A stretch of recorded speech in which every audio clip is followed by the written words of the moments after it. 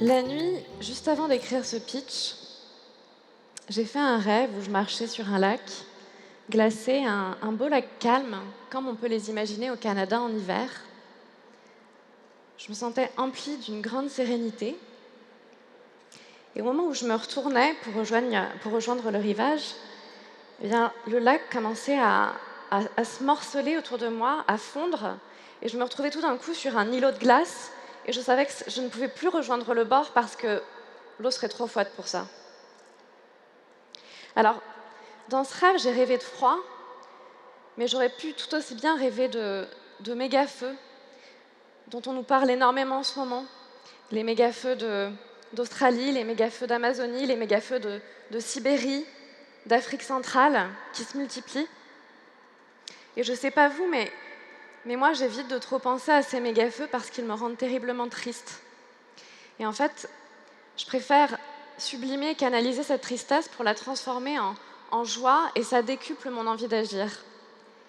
Ça décuple mon envie d'agir pour le vivant sous toutes ses formes, pour les êtres humains, pour les animaux, les mammifères et aussi les insectes, les vers de terre, les plantes et les sols aussi. Alors moi, dans tout ça, qu'est-ce que je peux faire? Eh bien, en février 2018, après une séance d'hypnose, eh bien, j'ai décidé d'oser laisser éclore la fleur qui grandissait en moi depuis plusieurs années, depuis plus de 12 ans, et d'enfin lancer un mouvement pour coordonner les créateurs vidéo qui souhaitent avoir de l'impact, les coordonner entre eux, les coordonner avec des experts en amont, et puis les coordonner avec des faiseurs en aval. Et le pari de ce grand mouvement, c'était de se dire que si on arrive à coordonner en fait toutes ces voix qui parlent des mêmes sujets, à des endroits différents, à des temps différents, eh bien, si on arrive à orchestrer cette cacophonie, peut-être qu'on peut la transformer en une belle symphonie, et que de cette symphonie peut s'élever une voix plus forte et plus puissante que toutes les autres, et que l'impact pourrait en être démultiplié. Donc l'enjeu, c'est de concilier l'objectivité des scientifiques avec la subjectivité de l'artiste pour mobiliser le grand public à passer à l'action.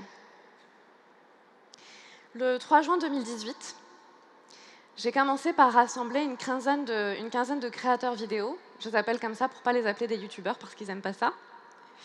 Donc j'ai commencé par rassembler cette quinzaine de créateurs pour réfléchir à ce nouvel écosystème. Et tous ensemble, on a décidé de lancer une première campagne pour le climat. À partir de ce moment-là, on est allé voir les experts, les scientifiques du GIEC, les ONG, les journalistes.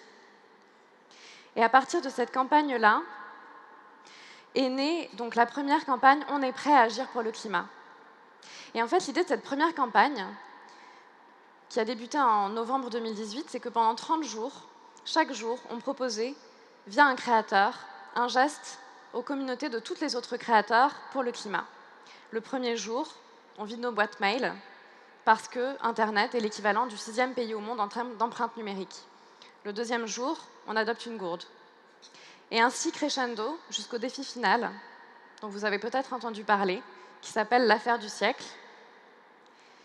et qui est donc cette action contre l'État pour inaction climatique.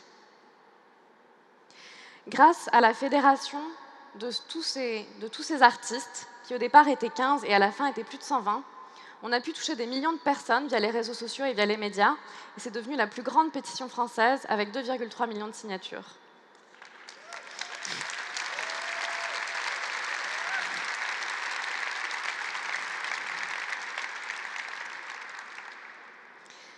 Suite à ça, la première réponse de l'État a été de dire nous, on fait ce qu'on peut, mais quand on fait ce qu'on peut, en fait, il y a deux Frances qui s'opposent.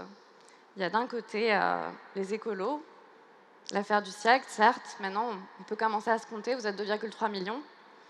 Donc là, on rendait une norme invisible et visible, mais de l'autre côté, il y a les gilets jaunes. Alors face à cette réponse, avec plusieurs autres personnes, on a voulu montrer que la convergence était possible. Et pendant les premiers mois de l'année 2019, en fait, on a œuvré justement pour faire converger ce mouvement d'écolos avec une partie des Gilets jaunes qui eux aussi étaient écolos, et les étudiants. Et cette convergence a abouti au mois de mars 2019. Et de cette convergence a pu être négociée avec le gouvernement une convention de 150 citoyens tirés au sort qui, pendant 7 week-ends, travaillent avec des experts contradictoires, des ONG, des entrepreneurs, pour répondre à la question: comment diminuer d'au moins 40% nos gaz à effet de serre d'ici 2030 dans un esprit de justice sociale?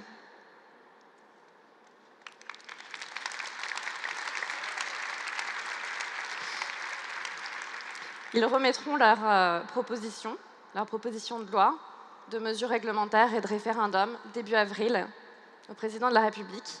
Je vous invite grandement à suivre leurs travaux d'ores et déjà et à les soutenir au maximum. Tout ça est public et d'ailleurs, on les couvre aussi sur nos réseaux sociaux. Et ils ont énormément besoin de votre soutien. Avant de lancer On est prêt, j'ai étudié aussi la psychologie, la programmation neurolinguistique. Et dans ces études-là, j'ai découvert un homme qui s'appelle Édouard Bernays, qui est le double neveu de Freud, et qui est l'homme qui, au XXe siècle, en fait, a posé toutes les bases du marketing contemporain, de la propagande. Et en fait, c'est cet homme qui, dans les années 20, par exemple, quand les grands cigarettiers manquaient de débouchés pour la cigarette, eh bien, il a réfléchi et s'est dit: mais les femmes ne fument pas, les femmes n'ont pas les mêmes droits que les hommes. Et en fait, sans le dire explicitement, il a fait le rapprochement entre la cigarette et le pénis masculin, et il s'est dit: on peut en faire un objet d'émancipation. Alors il a organisé dans les rues de la ville un défilé avec les égéries de Vogue, qui à l'époque étaient très connues, et il a appelé les torches de la liberté. Et donc il a associé cet objet à la liberté. Alors, c'est super important de comprendre ces mécanismes qu'on subit et de les rendre conscients. Et en fait, nous, ce qu'on cherche à faire, c'est certainement pas de manipuler l'inconscient, mais c'est au contraire d'aider les gens à grandir en conscience sur ces sujets-là et de leur expliquer en fait ces mécanismes.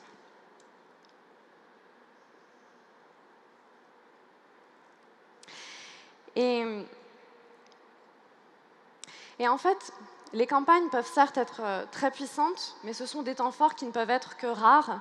Et il y a un travail de fond qu'il est primordial de faire.